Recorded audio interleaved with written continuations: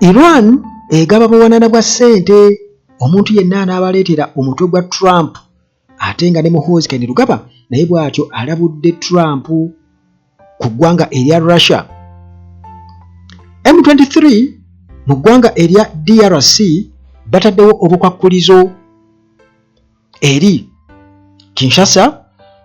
bwe babaako kye banaatuukako kyonna ate era nga munnange M23 bwetyo eyongedde okubeera nga ate yeddiza ebitundu ebya Luke okukosa ne Katobotobo ate Kabila agguddwako emisango mu kkooti wali e Kinshasa akwatibwako essaawa yonna munnange abeera agenda kukajjuutuka.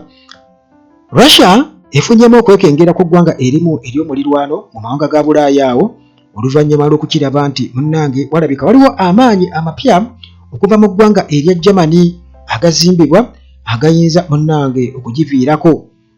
akabasa. Zelensky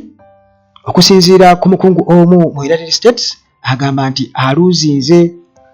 ku battleground era nti ebintu tebimutambulira bulungi yadde n'akamu. Kale bwe nti munnange nkulamusiza ko gwe nampuliriza wano ku Uganda at large teweerabira Hillside View Apartments gye ziri nnyo wali ku kasozi Jjanyi tuuka e Namulanda oba ekitende oba ekajjansi obuuze ejjanyi ku kyaki wogere kusanga Hillside View Apartments eno munnange teweetaka kwetika kintu na kimu twala butwazi tulootwo ate ku bbeeyi enseko obuseko. Maintenance Palace nabo gye bali nnyo bano balina solar systems ez'omulembe balina ebyamazzi byonna balina ebyamasannyalaze byonna okukosa ne ttiimu esobola okuyambako beinstallinga bakubireko aba Maintenance Palace okukosa ne Dr. munnange wano ku Uganda atalagi ajjanjabya abantu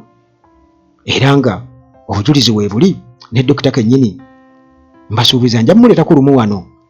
era nga njagala jjenga wano sina lumu lwokka wakiri mu wiiki ajjenga atubuulire biki ddala ddala mbutuufu byasobola okubeera nga ajjanjaba kubanga munnange kikulu nnyo oluvannyuma lw'abantu okubeera nga bawa obujulizi okuva mu nsonda ez'enjawulo bonna bamugezezzaako. Kati munnange tutandike ssente weeziri mujja kuddeeyo obwavu nti bubaluma. Iran etaddewo ssente mpitirivu nti mutuleetere omutwe gwa Trump miliyoni za dollars weeziri. Bwetyo Iran erabika esaze akakuubo oba ebuuse abantu bonna we batabuukanga kubanga munnange etuuse okubeera nga ekyogera kaati nga bwe baagala okubeera nti President wa America bw'atyo bamumaza omusu. Anti munnange bagamba nti akwagaliza okufa naawe obeera okola ki omwagaliza kufa. Kakati munnange Ayatollah Nasser Makarim Shirazi omu munnange ku bakulembeze ab'amaanyi ennyo mu ggwanga erya Iran ono bw'atyo munnange awadde official fatwa kiragiro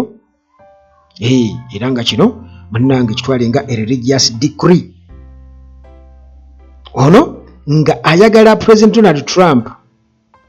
asalweko omutwe bago batwalire akasente weekali. Kakati munnange nti kino tekyavudde buvi mu nsonda wabula kyajidde ddala butereevu okuva eri obukulembeze bwa Iran obw'oku ntikko era nga kino munnange kyenkanankana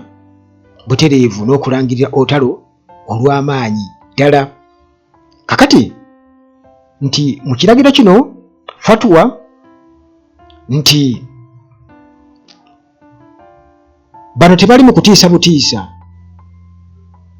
nti batiisatiisa butiisatiisa naye amawulire okuva eyo kigambibwa okuba nti babadde bakuŋŋaanya ne ssente. Babadde bakuŋŋaanya ne ssente nti weeziri ziizino si muzannyo buzannyo baagala mutu ga Trump era nga munnange oluvannyuma lwa fatwa eno temaze okubeera nga eyita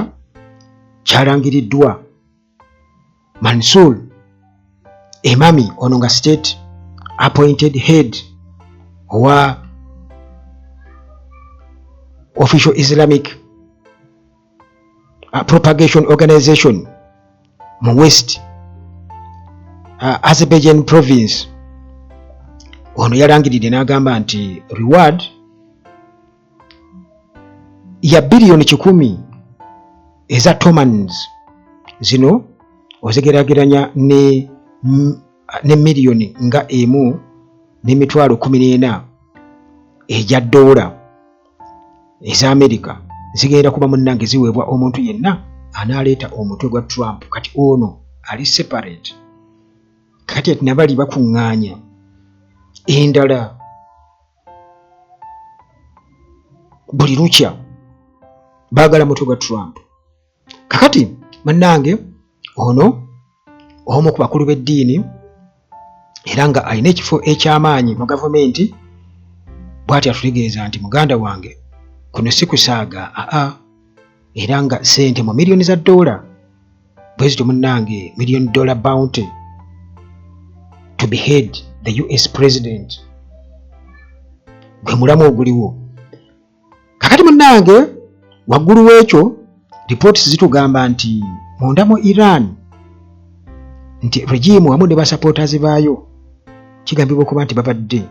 bakuŋŋanya sente era nti bakakuŋŋanya sente zisukka obukadde bwa dola 4 mu crowdfunding campaign. Zino zonna nga munnange bagamba kakati munnange embeera bwetyo bweri naye nga bwe nkutegeezeza nti munnange akwagaliza okufa naawe obeera omwagaliza kufa. Obeera omwagaliza kufa, tewali kubuusabuusa nti oba baddaawo nti bintu byakusaagiramu. Anti bagamba bw'ogoba musajja muno lekamu ezo naakola ki ezinaakuza kubanga obulumbaganyi bwonna bugenderamu nakufa. Kakati nabo awo tewe bayimiridde awo. Kakati munnange Muhoozi Kainerugaba ate eno ewaffe e Uganda naye bw'atyo aweereza obubaka eri Donald Trump amugambye nti okumala emyaka 10 mbadde nkusabira naye bw'ogezaako munnange okwaŋŋanga Putin ne Russia kitegeeza nti obeera omaze okusoomooza Katonda. Muhoozi bw'atyo bw'ategeezezza Trump. Kitegeeza nti obeera omaze okusoomooza Katonda. Bino byonna biri ku mukutu gwe ogwa X. Ajjukira nti mu kujja kwa Trump Muhoozi y'omu ku abo abaamuwagira ennyo ate era nga twalaba wano akatambi akalimu okusumagira ng'ali eyo mu ggwanga erya Russia nga kitaawe Museveni amututteyo okumwanjulayo era n'amwanjulayo era bw'atyo n'ayogera kaati wano e Uganda nga alaga nti awagira nnyo eggwanga erya Russia okusaana ba M23 na byonna byabadde nga ajjayogera. Kakati munnange bw'atyo bubaka Muhoozi bwe yabuweereza Trump. Yagambye nti afande Trump, I've been praying for you for the last 10 years. Nti afande Trump kugamba ekintu ky'owa ekitiibwa mu magye, ekigambo ekikozesebwa mu magye okuwa ekitiibwa afande. N'agamba nti munnange badde nkusabira emyaka 10 egiyise naye if you turn against President Putin and Russia, singa obwanga obwolekeza n'olumba Putin ne Russia, you have turned against God Almighty. Nti kitegeeza munnange oba ate olumbaganye Katonda kyenkanankana n'ekyo. Russia is the largest, Russia yensi esinga obunene in terms of size, a Christian country on earth. Nti mu size yesinga obunene ate ne mu bakristaayo yesinza abangi wano ku nsi. Muhoozi bw'atyo bwe yategeezezza era nga munnange ebyo nabyo biri awo nti M23 wano ewaffe omulirwano wano mu DRC, Democratic Republic of Congo, kati gye tulaze eri tumaze okubeera nga tuvaayo. Naye M23 abayekera bano bataddewo obukwakulizo okugenda mu direct talks ne DRC government bamaze kubeera nga bateekawo obukwakulizo era tusinzira wali mu kibuga Goma kye bawamba edda the March 23 movement oba M23 rebel group bano munnange bamaze okubeera nga balangira ku lunaku olwokutaano luno oluyise nti gavumenti ey'e Kinshasa erina okuba nga eyita abawambe baayo be yawamba 7 nga babawambyemu bangi muganda wange 7 era nga bano munnange bakwatibwa nga ekyabakwasa byonna bikwatagana na njega oba conflict obutakkaanya akatubagira akaliwo era nga bagamba nti kino bakikoze era nga bakitaddewo nga condition eyina okusooka okubeera nga etuukirizibwa singa baba banaagenda mu nteesaganya yonna ne gavumenti eya Democratic Republic of Congo. Benjamin Mbonimpa ono nga yakiikiridde M23 nga agikiikiridde ku mirundi egiwererako ddala mu njogerezeganya wakati wa Kinshasa ne M23 Doha bwati munnange bino yabyogedde yabadde mu lukuŋŋaana lw'amanule wali akola bannamawulire eGoma mu kibuga ekisangibwa mu North Kivu era nga munnange kino kyawambibwa abayeekera ba M23 kati kiri bali mu mitambo Julai nga 19 DRC government wamu ne M23 bebatyo baliko declaration principles mu Doha ze baatuukako balina endagaano gye baatuukako era ne babaako bye baalambika mu ndagaano eyo era nga bino byali bikwasaganyizibwa oba omukwanaganya ye yali kata nga eggwanga era nga munnange bwe batyo ne bateekawo ekiseera we bagenda okubeera nga bateeseza singa babeera batuuse ku ebyo bye bateesaako diiru gye baatuukako August nga 18 nti singa ebyo munnange byonna bye baateeka mu kukkaanya kwe baaliko ekkata biba biteekeddwa mu nkola ku ground kitegeeza August mu mwezi ogw'omunaana nga 18 babeera bagenda munnange kuteekawo peace deal kitegeeza bagenda kussa wansi emmundu ate bayingire endagaano endala kakati kyali mu Doha nti guidelines oba okulambikibwa bwe kutyo kwali established kwateekebwawo era nti n'ebigendererwa oba n'ebirina okubeera nga bituukirizibwa nabyo ne byogerwako ne bavayo nga babitegedde okusobola okuyingira mu peace deal August nga 18 Mbonimpa yatutegeeza kati n'agamba nti singa tewaabawo kituukirizibwa ku ebyo byonna mu time frame gye baateekawo kiba kitegeeza nti Kinshasa eba terina kyakwekwasa naddala singa eba tetadde ba prisoners by July 27 bataddewo nsaleesale July 27 era nga munnange nsuubira okuba nga already bwe baba tebannabata babatadda oba banaabata banaakommunicatinga nti tugenda kubata obanga 28 oba 29 naye bano bo batugamba okusinziira ku Mbonimpa tugamba nti tewajja kubaawo ensonga yonna lwaki babeera baddayo Doha okubaako ate ebirala bye batuukako kati era Mbonimpa bw'atyo yayongedde okubeera nga akikakasa nti M23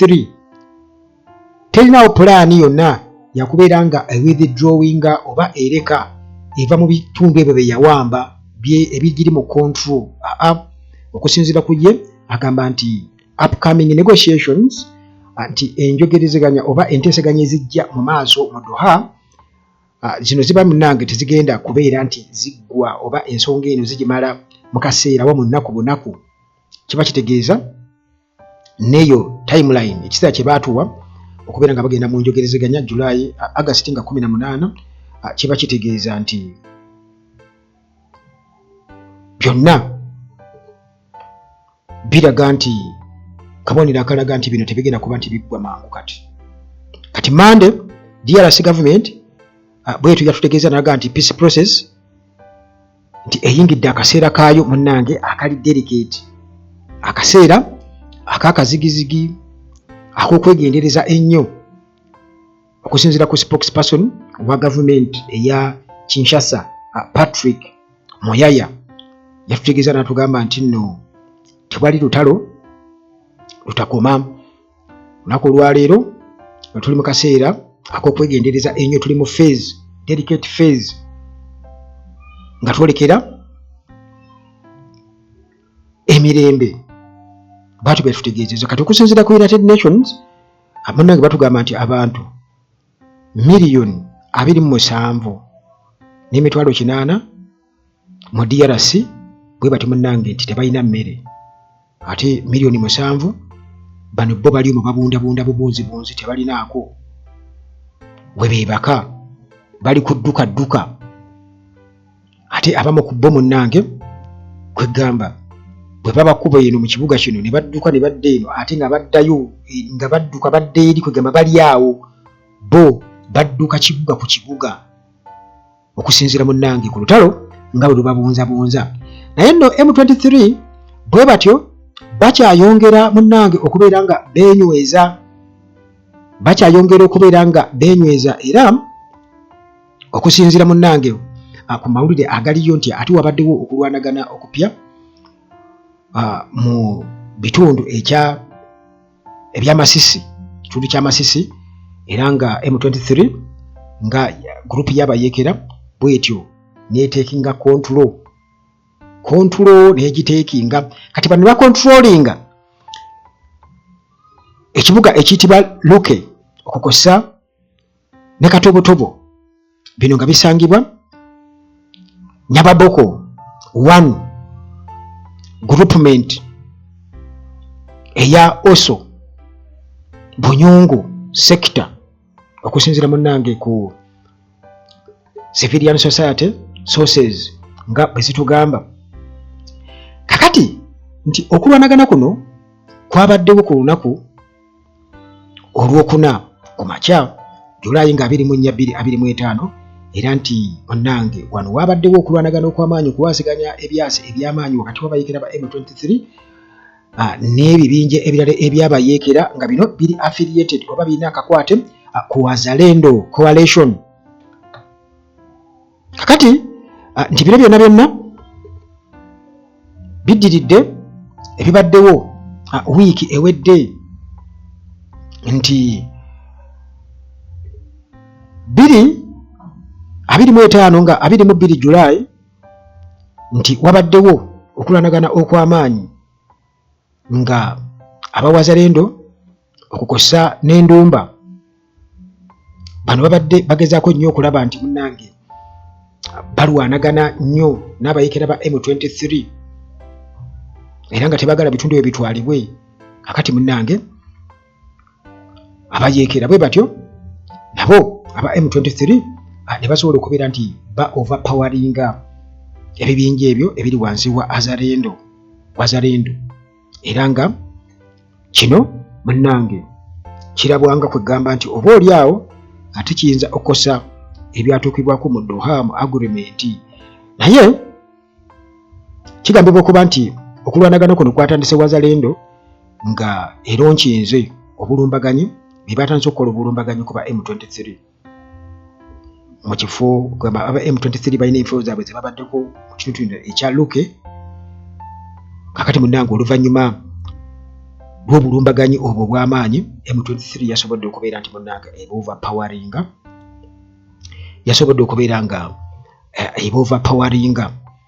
era kino ne kireetera okubeera nti nno kati location zino ebbiri M23 nebeera nga yaziddiza n'ebyalo ebirinaanyeewo bwe bityo ne bibeera nga munnange byawulidde emmundu n'obunkenke obw'amaanyi nga balaba bawulira emmundu eyaka. Kakati munnange eyo nga tumaze okubeera nga tuvaayo still ku nsonga ya M23 okulumya Kinshasa omutwe Joseph Kabila, bwe batyo bano bakakasizza nga bwe bagenda okubeera nga bamukyajinga, bamuvunaana emisango, bamuteekako emisango mu butongole mu military court wali mu kibuga Kinshasa era nga munnange bamuvunaana misango kikwatagana na lutalo na kulya mu nsi lukwe n'emisango emirala mingi nnyo era bwe batyo bano baatukakasizza okusinziira nti eyali president Joseph Kabila asuubira okuba nti munnange bwe batyo bamukyajinga lunaku olwokutaano luno oluyise mu high court wali mu Kinshasa ku misango emingi ennyo treason, war crimes against humanity kakati n'ebirala bingi nnyo era nga okusinziira munnaye ku misango gino gyaleeteddwa nga bagamba nti Kabila nti omulimu gwakoze munene nnyo mu kuwagira ba M23 abagidde nnyo M23/AFC rebellion nti okubeera nti nno balaba ebikolwa bye kiba kitegeeza nti yensonga lwaki gavumenti ekiraba nti ono yaleetedde embeera eyo okubaawo n'okuwaga abayekera ba M23 n'okubeera nti obwetwaze bwa DRC bwe bityo munnange bubeera mu lusuubo n'okuleetawo obutali butebenkevu mu ggwanga kati okusinziira munnange ku ba court officials Kabila bw'atyo n'abeera nga emisango gye bamusomedde mingi nnyo kubanga ajjukira nti mubaddemu rape si ye yarepinga naye jjukira nti abo abali mu rebellion eyo abali mu kulwanagana nti barepinga abakazi kati n'emisango emirala mingi nnyo newankubadde nga munnange emisango gino bwe kityo gyamusomeddwa mu kkooti naye Kabila teyabaddeyo mu kkooti ng'omuntu teyabaddeyo kubanga akyali eno mu Eastern DRC kibuvuddeko yakyalirako okulembezebwa aba M23 mu kibuga Goma ne Bukavu era nga eno obutabaayo kiba kitegeeza nti ate kati kyongedde kubanga singa babadde bamulina mu kasitode yaabwe oba oliawo kyandibadde kira ne kati olw'okuba nti kati bamusomera emisango ate ng'ali eri kiba kitegeeza nti ate kigenda kwongera okubeera nga kitema oba kisima oluwonko wakati wa Kinshasa n'eyali pulezidenti w'eggwanga eryo kati bwe bagamba nti immunity bwe batyo baagimuggyeko okuva lwe yali nti nno yabavaamu n'ataka okubeera ng'awagira abayeekera ba M23 kati nabo okusinziira ku former justice minister Mutamba yagambye nti Kabila byakola bino biraga nti direct betrayal of the republic era n'agamba nti bw'atyo n'akakasa nti ne sanitariyo immunity ye bw'etyo munnange baagimuggyako mu mwezi ogwokuna okusobola munnange okubeera nga bakkiriza full prosecution kubeera nga bamuvunaana emisango bagimuggulwako mu butongole kati n'ekitiibwa ky'okubeera nti yafugako eggwanga eryo n'ebyo bye bakkaanyaako ojjukira Kagame yatugamba nti obuyinza yali ddiiro okuba nti wakati wa Kabila ne Kagame ne Tshisekedi nti yali ddiiru gye baatuukako kati ndowooza ebyo byonna ebyali mu ddiiru eyo bisinza kubeera nga munnange mmanya essaawa eno kati munnange era still amawulire amalala tugendako ate mu ggwanga erya Russia eno bunkenke bwennyini mu ggwanga erya Russia bunkenke bwennyini kati eno munnange Putin atanze okubeera concerned n'amawanga gano aga NATO naddala bwe babadwalinga n'eggwanga erya Russia era agamba nti kirabika wano wandivaawo olutalo ate World War 3 muganda wange ayinza okubaluka awo mu ggwanga erya Lithuania ate nga munnange baga terina abantu bangi lirina abantu miliyoni 2.8 bokka nti mu butono okubisaamu kugamba bw'oligattagatta emirundi eno okuweza UK naye nga likyalinga border n'eggwanga erya Russia kakati munnange nti bano bwe batyo beegase n'Abajamani Germany etaddeyo amagye gaayo n'okwongera okubeera nti nno ate barampinga up amagye oba amaanyi ag'eggwanga eryo. Kati Russia n'egamba nti tegenda kubeera ng'etunula butunuzi, era yagamba nti kirabika bano baagala kulumbagana ggwanga lya Russia. Kale bwetyo Russia mu kwekengera ng'etugamba nti tegenda kubeera nga munnange etuula butuuzi, kino erina okubeera nga ekitwala mu serious consideration nti wayinza okubaawo obulumbaganyi obugikolebwako, kubanga gano si magye ga ggwanga lino erya Lithuania, wabula n'aga Germany. Kakati essaawa eno gabeeyunzeeko era nga balaga nti balina kye beetegekera eky'amaanyi, era nga bo bagamba muganda wange kirabika nti bano bwe batyo bariskinga World War III okubeera nti munnange bw'atyo abalukawo, kubanga kiba kitegeeza nti kakati okulwanagana bwe kutyo kuba kubuuse borders za Ukraine. Kati ate bwe tutyo nga munnange tuyingidde eggwanga eddala erya Bulaaya. So nga ate munnange ku sayidi eya Zelensky batugamba okusinziira munnange ku mawulire ge tufuna, Volodymyr Zelensky kirabika nti aluuzinze, nti amaanyi bwe gatyo gongera okubeera nga gakendeera, era nti engeri gy'ayinza okubeera nga yeetaasaamu mu situation eriwo gy'ayinza okugikozesaamu mu battlefield okubeera nti nno aŋŋanga amagye aga Russia, kirabika chances zigenda zikendeerera ddala okubeera nga participatinga mu conflict eno, era nga bino byonna munnange Steve Gill nga ono political commentator mu ggwanga erya US bw'atyo yatutegeezezza, tugambye nti munnange okusinziira ku biriwo agamba nti kirabika embeera si nnungi yadde n'akamu, nti newankubadde nga abali mu nsonga eno tebannaba kubeera kuteekawo nteesaganya, naye tewaliwo garanti nti oba oliawo kale nti enteesaganya tesobola kuvaako kumalawo enjega eriwo, naye kale kisobola okubaawo ne bateesaganya enjega eno neggwaawo. Naye agamba nti okusinziira ku biriwo embeera eno erabika eyongedde okubeera nga esajjuka, nti kyongedde okubeera nga kyeyerula, nti Zelensky talina sufficient leverage on the battlefield politically within Ukraine or economically, politically or militarily with his allies in Western Europe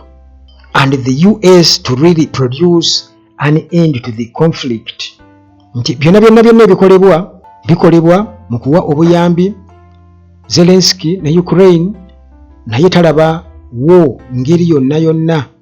nti nga bongera okubeera nga balwanagana, nti bino bigenda kuba munnange ate bikomekkereza olutalo, kubanga Zelensky alabika ku ground talinawo chances nyingi nnyo akubeera nti nno ate asobola okwaŋŋanga oba okendeeza ku maanyi ga Russia geemutaddeko.